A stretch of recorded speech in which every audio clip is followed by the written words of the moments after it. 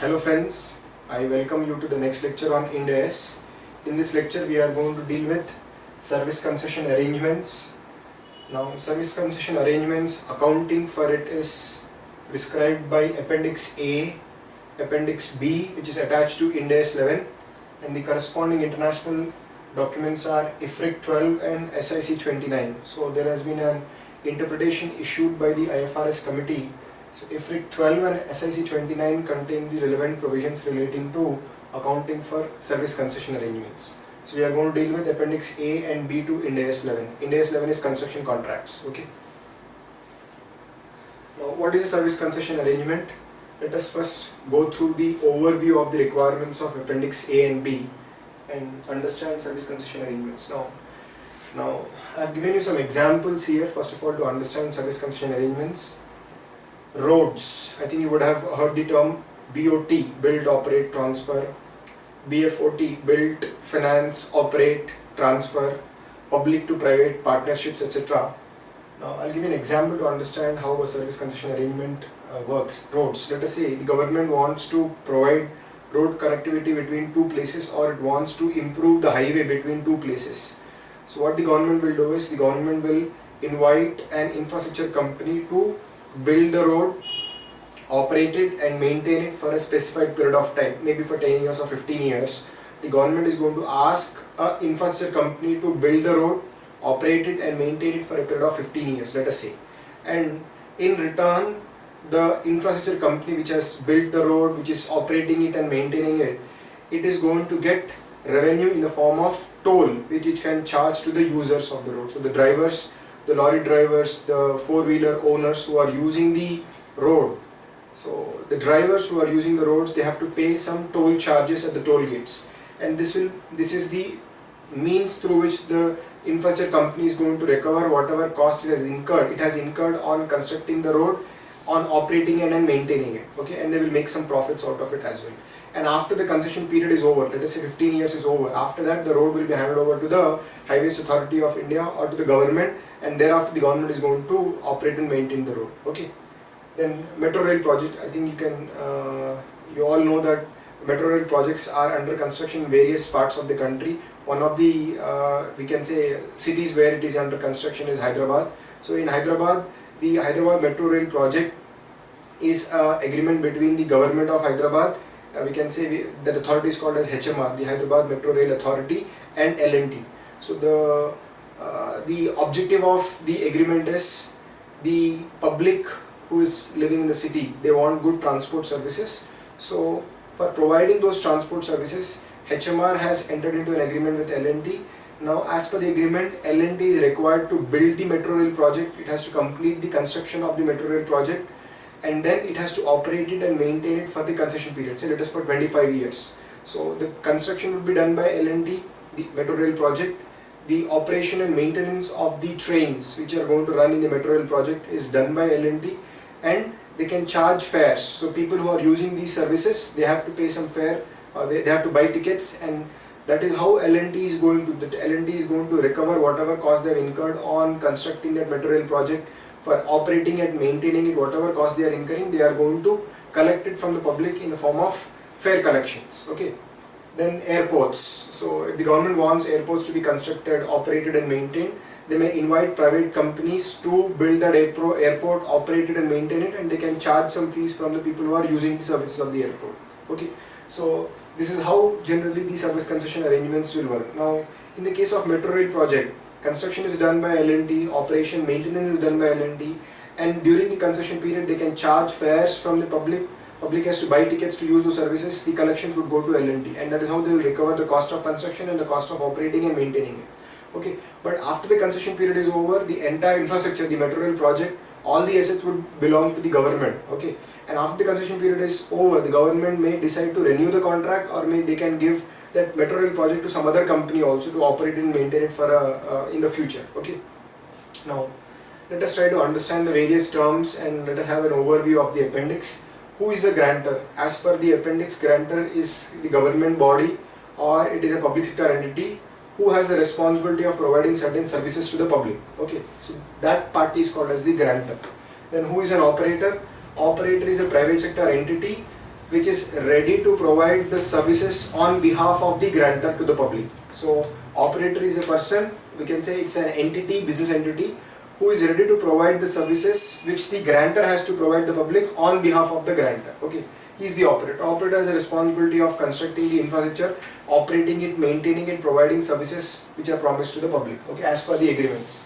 Where will the infrastructure come from? Now you can see roads project, metro rail project, airport. We need infrastructure for providing services to the public. Now where will that infrastructure come from? The first option is the operator under the agreement is required to construct the infrastructure himself, or he has to acquire the infrastructure from a third party, and with that infrastructure he has to provide services to the public. Or the second option is, if the infrastructure is already there with the grantor already owns the infrastructure, he already has the infrastructure, then he can give access to the operator to operate and maintain that infrastructure and provide services to the public. That means the infrastructure can be constructed by the operator or acquired by the operator, or the grantor, if he already has that infrastructure, he can give access to the operator to use that infrastructure for the purpose of providing services to the public.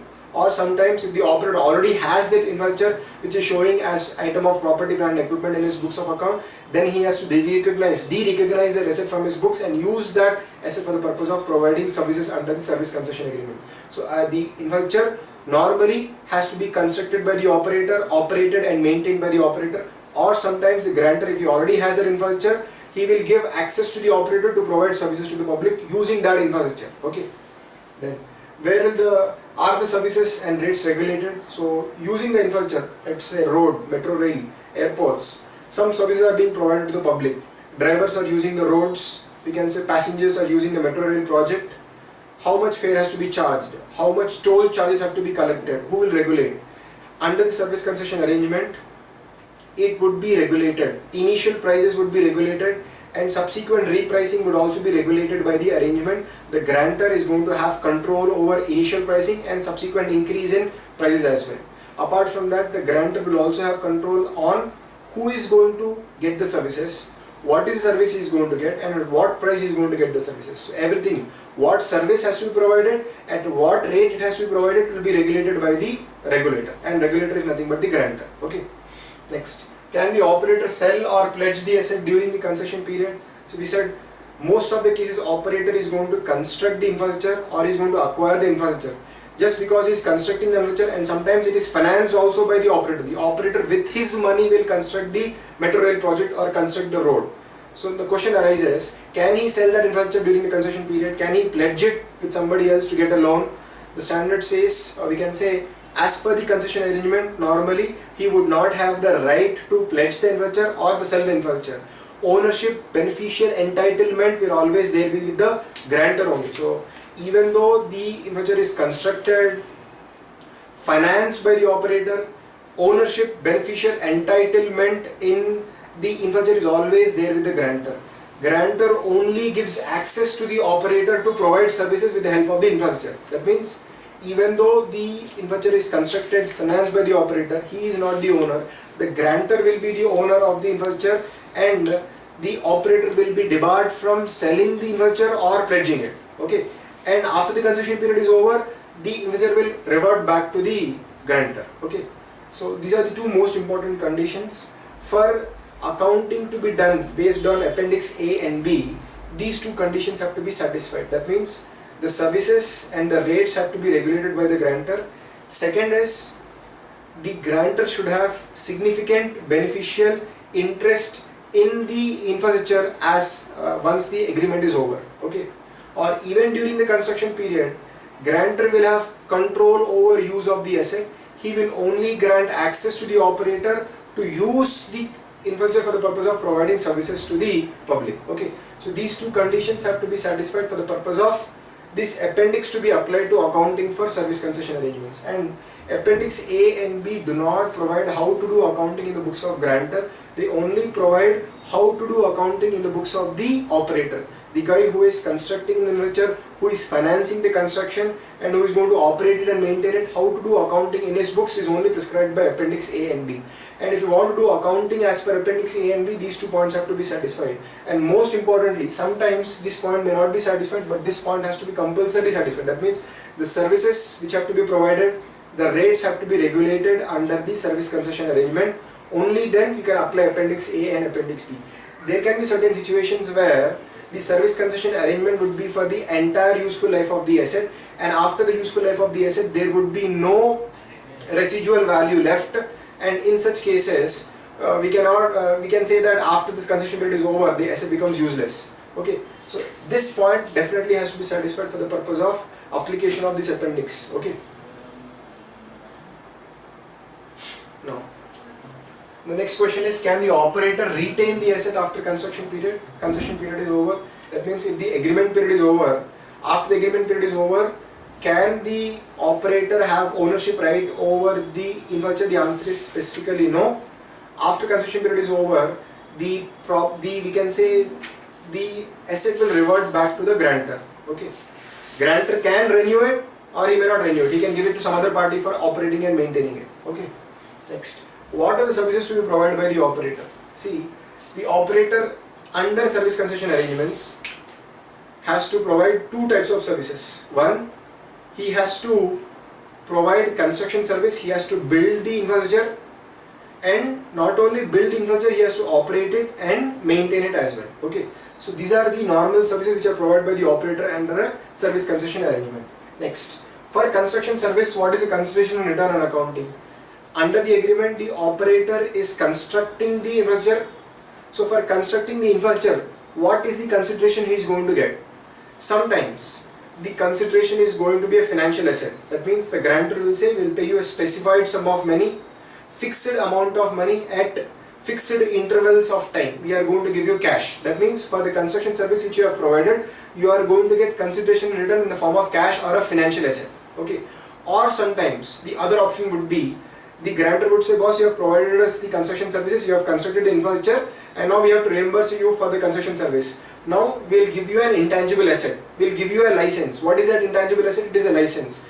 The license is that you can charge the users who are using the services from this infrastructure. So whatever service you are providing to the users using this infrastructure, you can charge the users and you can recover the money from the people who are using the services. Okay. So the consideration can be given in two ways. One, the grantor can say, boss, I will pay you fixed determinable sums of money at specified intervals of time, and you can recover your we can say consideration for providing the construction services to the grantor. Or second option available is, we'll give you a right, we'll give you an intangible asset. The intangible asset is a license. Based on this license, whoever is using your services, using the infrastructure, you can charge them some amount. Okay. And for the purpose of charging the amount, we are going to regulate it. So the price, rates, services would be regulated by the grantor. Okay. Next, how to deal with financial assets. See, we just now discussed the fact that for the construction service provided to the grantor, the consideration can be either financial asset, that means fixed amount of money at specified period of time. You can get financial asset as consideration. Or the other is, for the construction service provided, you will get an intangible asset, that is, you will get the license to charge fees, or you get a license to charge some we can say toll charges from the users who are using the services from this infrastructure. Okay. So how to deal with a financial asset? So if you are getting a financial asset from the grantor in exchange for construction service, how to deal with that financial asset? You have to apply Ind AS 107, Ind AS 109, Ind AS 32. These three standards deal with financial assets. So accounting would be determined by these three standards. Okay. Now, at what amount should I initially recognize this receivable? The answer is very simple. You have provided construction services in exchange for these receivables. So fair value of the construction services provided, that will be the consideration. You have to show them as receivables, and then subsequent accounting would depend upon Ind AS 107, 109 and Ind AS 32. Okay. So this is what we have to do. Next, how to deal with intangible asset. We will see specific illustrations where we will understand how to deal with a financial asset and an intangible asset as well. How to deal with an intangible asset. Now, what is an intangible asset? For the construction service which you have provided to the grantor is giving you a license. The license is that you can charge the users some fees for recovering your consideration. That means you have provided some construction services, you have to get some consideration, and in exchange for that consideration, the government is giving you a license. So you are going to show that license in your books as an intangible asset. What is the cost of this intangible asset? Fair value of the construction services provided, and during this construction period, if any borrowing cost has been incurred, it will also be capitalized. and in future when I start charging fees to the public who is using the services, I am going to amortize this intangible asset to my P&L account, and the fees which I am charging from the public will be booked as revenue, thereby I can book some profits. That is how I am going to deal with intangible asset. How to deal with borrowing cost during construction period? If the consideration which I have got in exchange for construction service is a financial asset, the borrowing cost would be debited to profit and loss account. If the consideration for the construction service is an intangible asset, that is I am getting a license, then any borrowing cost incurred during the construction period would also be capitalized as part of cost of the intangible asset. That is the intangible asset which I am going to show in my balance sheet. Okay. Now, for operation service, how is accounting done? For operation service, I am going to apply Ind AS 18 revenue. Okay. So, the cost of operating, maintaining the infrastructure and the fees I am going to get for that operation and maintenance services, accounting will be done based on Ind AS 18. Cost will be debited, revenue will be credited to book some profits. For construction services, I am going to apply the requirements of Ind AS 11, okay, percentage completion method. Next, what are the other disclosures which are required? See, as per the Appendix B, SIC 29, they talk about the disclosure requirements. Now, as per Appendix B, I have to give information relating to the service concession arrangement. What is the information I have to give? It is very simple. Brief description of the service concession arrangement. So, you have to briefly describe the service concession arrangement. Next, significant terms and conditions which will have an impact on the amount, timing, certainty of cash flows. You have to give information relating to the pricing mechanism, the mechanism with which the prices, the rates can be changed. You have to describe that mechanism. Okay.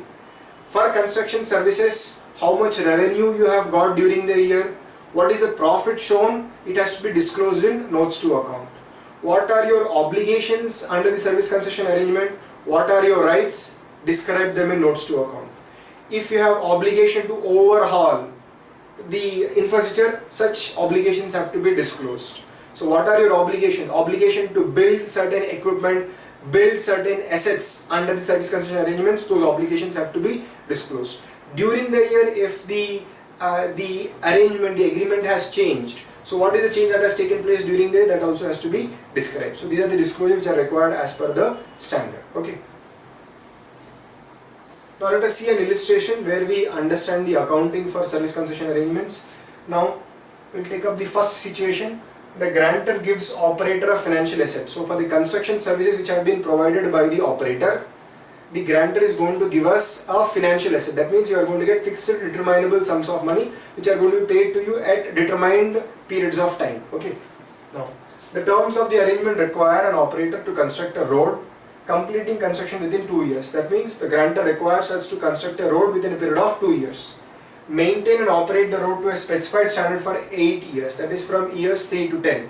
So once the construction is complete, from there your responsibility starts to operate and maintain the road for the next 8 years, that is from years 3 to 10. That means for first 2 years you are going to construct the road and remaining 8 years you are going to operate it and maintain it. Next, the terms of the arrangement also require the operator to resurface the road at the end of 8 years. Resurfacing is revenue generating. That means after 8 years we know that after many years of use there will be some wear and tear in the road, so the grantor requires you to resurface the road at the end of 8 years, and it is revenue generating. That means even for resurfacing you can expect some revenue, you can expect some profits. Okay. Next, at the end of year 10 arrangement ends, and at the end of year 10 the road would have to be handed over to the grantor, that is the government. Now let us see the contract costs. Construction service year 1, expected cost to be incurred is, let us say, 500 crore. All the figures are in crores of rupees and we are going to round it off to the nearest whole number. Construction service in year 2, we have to spend another 500 crores for completing the construction of the road. Operation services per year to operate it and maintain the road from year 3 to 10. Every year we have to spend 10 crores on operating and maintaining it. Road resurfacing, at the end of 8th year I have to spend 100 crores for resurfacing of the road.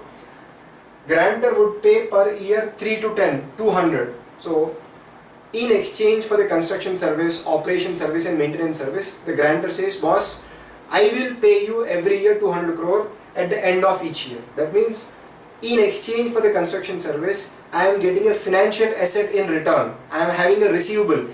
I have a right to receive 200 crore at the end of each year from third year up to the end of 10th year. Okay.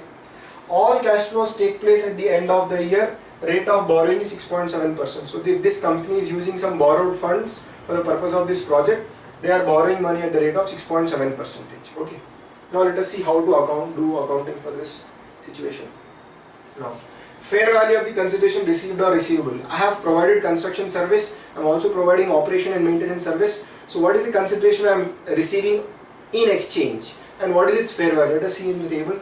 So construction service fair value is cost plus 5%. That means if you spend 100 rupees, fair value of the service would be 100 plus 5%. 105 rupees would be the fair value of the service which you have provided. Similarly, for operation and maintenance service, it is cost plus 20%.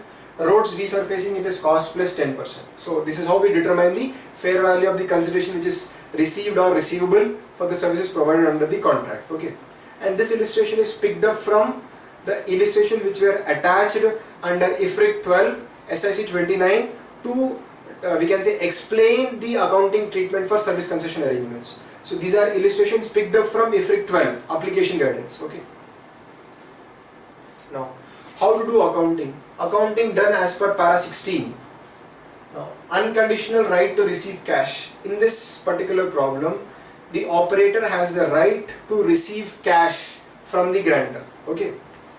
Recognize financial asset receivable. See, I have right to receive cash under the contract which satisfies the definition of a financial asset under Ind AS 32, Ind AS 107, 109. Hence, I can recognize a receivable in my books of account. Apply standards on financial instruments to the financial assets. So how to account for this receivable in my books? I have to apply the relevant standards. Borrowing cost is debited to P&L account. So in this case, if any borrowing costs have been incurred, they have to be debited to profit and loss account. Let us see the accounting. Effective interest rate. First of all, I will try to explain you the table. In year 1, I have spent 500 crores on construction of the road, and I know for the service which I have provided, fair value of the consideration receivable is 100 plus 5%, that is cost plus 5%. I have spent 500 crores at the end of first year, and that means I am entitled to book a revenue of 500 plus 5%, 525 in my books of account.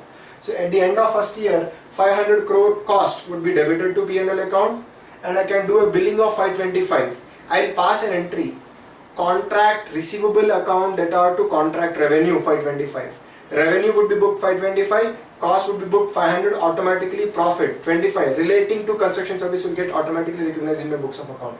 Even in the second year, I have spent 500 crore for construction service, and at the end of the second year, I can book 500 crores as cost, and I can do a billing of 525. I will pass an entry contract receivable account or to contract revenue. 525 crore can be shown as revenue. 525 is revenue, 500 crores is cost, 25 will get booked as profit. So I have booked receivable 525 as receivable in my books of account. From third year to seventh year, I am spending 10 crore every year on operation and maintenance, and consideration in return is 10 plus 20%, cost plus 20%. So 10 crore is a cost will be debited to P&L account, and I can do a billing of 12 crores. That means I will say contract receivable to contract revenue. Contract receivable to revenue based on Ind AS 18 requirement, I can show 12 as income. Okay. In the 8th year, you will have two consideration. One, the first consideration is for resurfacing and also for operation and maintenance. So here I will pass two entries. Contract receivable to contract revenue 110. That is the income I am going to get for construction service, and 12 is the additional 12 is for the operation and maintenance services. Contract receivable account to contract revenue, another 12. Related costs, 100 crores, the cost of construction will be debited to P&L account, and cost of operating and maintaining will be debited to P&L account. Okay, so this is how I am going to do the billing. This is the amount which I have to receive. This is what I am going to show as receivables in my books of account. How am I going to recover? I am going to recover from the grantor every year 200 crores starting from the end of year 3 up to the end of year 10. So for these receivables, these are the actual payments I am going to receive. Okay. So total receivables are only 1256 crore, whereas I am going to receive totally 1600 crores. So the difference is interest income for me. So I have to receive actually only 1256 crores, but I am going to receive totally 1600 crores. This is the nominal value. So the difference would be nothing but interest, which is charged for the period of payment. So the difference 344 is interest. Okay. Now I would have to amortize 344. See, I have to receive only 1256. but I am receiving 1600. So the extra amount which I am receiving is interest. This interest has to be amortized. It has to be booked as income in my books of account using IRR method.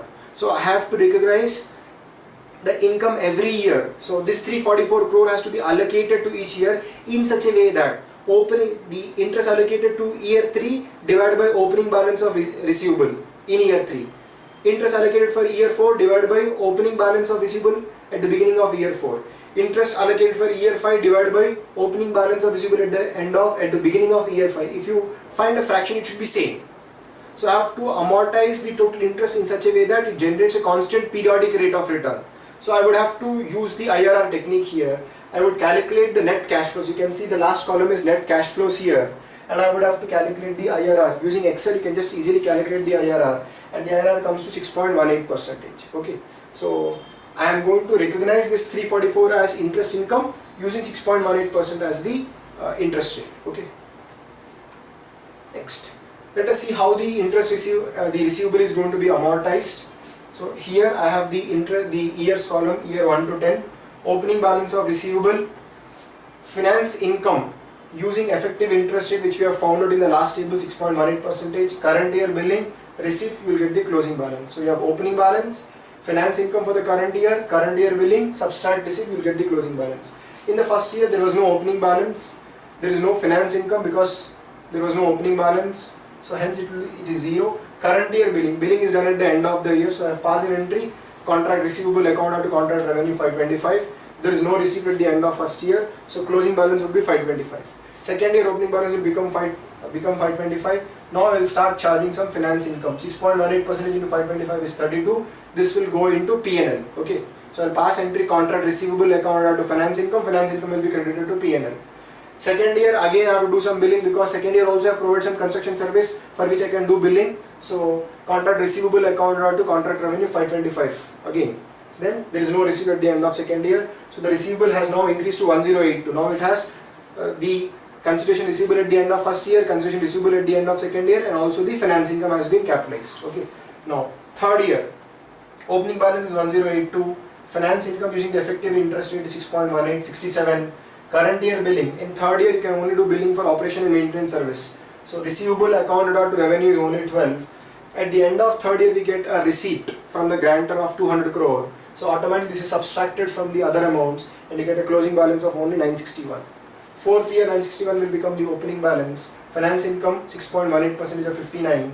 This is the revenue for operation and maintenance services, and this is the receipt 200 crore. So I now get only closing balance is 833.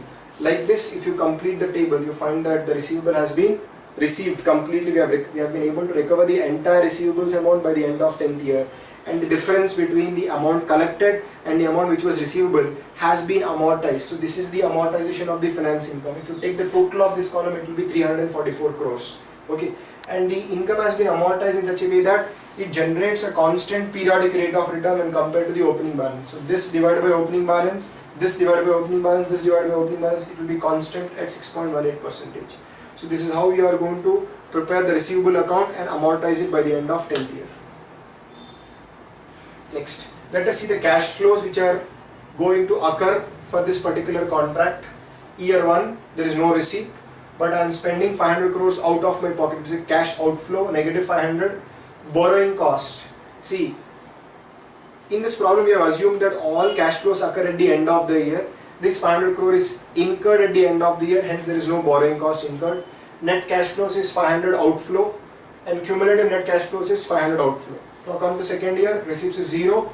This year again I have spent another 500 crore for construction service. Now there is some borrowing cost. Last year we have spent 500 crore. I am assuming that it is out of borrowed funds. So on 500 crore which is borrowed at the end of first year, by the end of second year we would have to charge some, the bank would charge us some finance charges. We have to pay some interest. So on the cumulative negative cash flows at the end of first year, I would calculate interest at the rate of 6.7%.